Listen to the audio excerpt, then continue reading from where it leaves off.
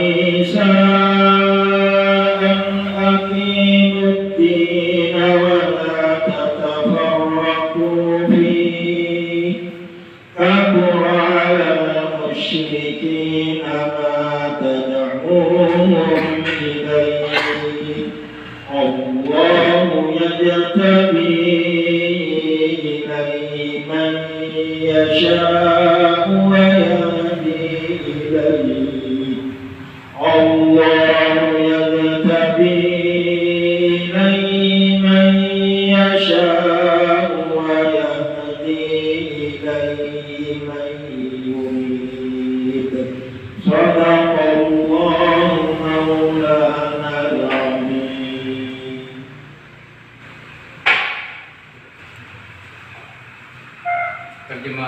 Terjemahannya saya bacakan.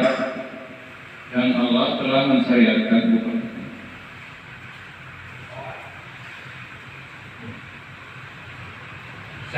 syara'alakum minad-din, dia telah mensyariatkan bagi kamu din apa-apa yang dia telah wasiatkan dengannya kepadamu dan juga kepada apa yang dia wahyukan kepada kamu serta apa-apa yang dia wasiatkan dengannya kepada Ibrahim, Nabi Musa, Nabi Isa, bahwa akhir-akhir tegakkanlah agama dan jangan berpecah belah di dalamnya.